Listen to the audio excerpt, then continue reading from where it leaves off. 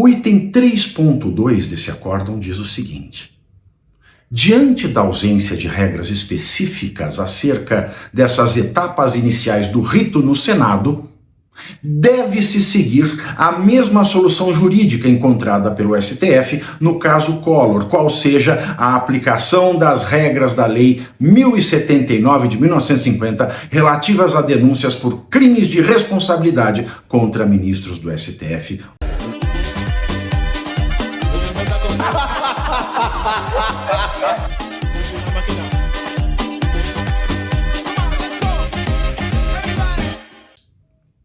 Vamos ao artigo 380 do Regimento Interno do Senado. Para julgamento dos crimes de responsabilidade das autoridades indicadas, olha só que trava-língua, obedecer-se-ão as seguintes normas. 1. Recebida pela mesa do Senado a autorização da Câmara, isso no caso do presidente da República, que não é o nosso caso. E 2, que é o nosso caso, o ministro do STF. Inciso 2 do artigo 380. Na mesma sessão em que se fizer a leitura, será eleita a comissão, constituída por 1/4 da composição do Senado, obedecida à proporcionalidade das representações partidárias ou dos blocos parlamentares e que ficará responsável pelo processo. Aqui se mostra mais uma vez que não é nem a mesa, nem o presidente do Senado que admitem ou não um processo de impeachment.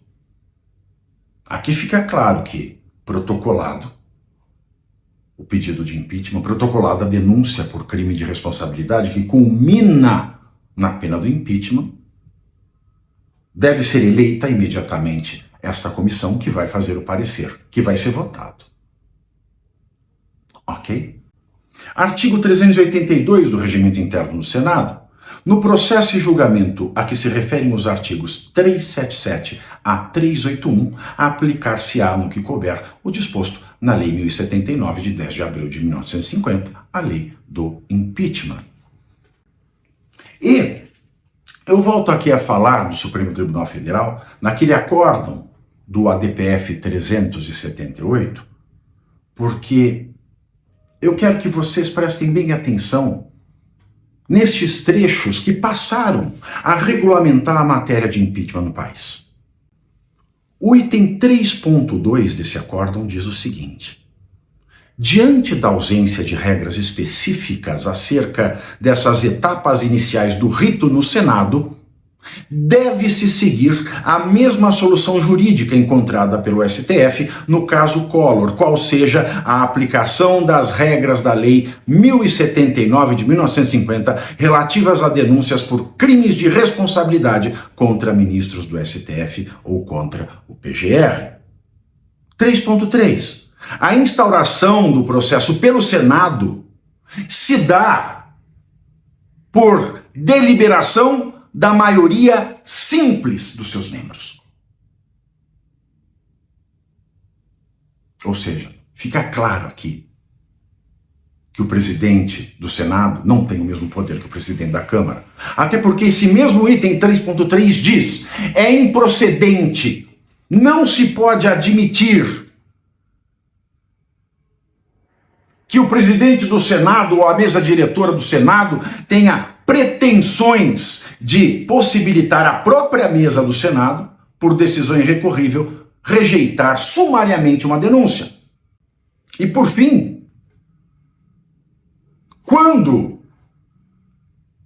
no mesmo acórdão desse ADPF 378 do STF, ele se depara com o artigo 52 da Constituição, ele diz que o preceito constitucional não fala em analisar a instauração ou o recebimento de uma denúncia de crime de responsabilidade de ministro do STF, portanto passível de impeachment, e sim em processar. O próprio STF diz: no Senado funciona assim. A mesa, o presidente recebida uma denúncia, entregue uma denúncia de crime de responsabilidade contra ministros do STF, ele não tem o poder de analisar a instauração do procedimento, mas sim a obrigação de processar, de levar adiante imediatamente. Talvez por isso os nossos senadores já queiram se adiantar com 41 assinaturas, mas eles se equivocam porque, de qualquer maneira, deve ser observado o processo. Deve ser instaurada uma comissão. Esta comissão vai fazer o parecer e só depois do parecer as 41 aprovações ao processo de impeachment são necessárias. Neste momento, basta que um senador apenas. Um apenas. Protocole. Na mesa. E, ao final da sessão, levante a sua mão. Precisa pôr na próxima sessão. E se a mesa nada fizer, ele pode dar voz de prisão. Pode. Ele pode dar voz de prisão. Um só, basta um só.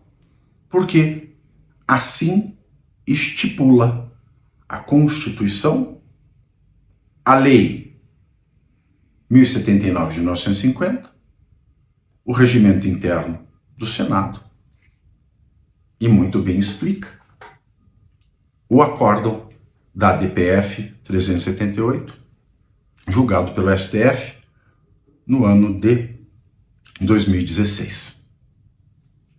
Um só, um apenas, bastaria. Não precisaríamos de mais, apenas basta. E vou colocar aqui então agora um organograma para que você... E você aí já está preparado para ter todos os argumentos para dizer que Marx não foi um cara legal, para dizer que o comunismo não é um lugar para diversidade, para desmontar essa grande fake news histórica da esquerda, que é repetida por nossos professores de história, de geografia, de sociologia, que é repetida nas universidades, que é repetida nos livros. Está preparado para dizer por que Marx não era um cara legal e por que todo marxista raiz também não é, e por que o comunismo é terrível? Você já leu nos Anais de Marx? Pois é, aqui nesse livro você vai encontrar tudo o que você precisa saber para responder aquele sabichão que diz que Marx é um cara legal, pois não é. Leia agora, nos Anais de Marx, a trolha do comunismo transviado para encaçapar idiotes, à venda em todas as livrarias do Brasil, pelo site ou nas lojas físicas. Não deixe de ler.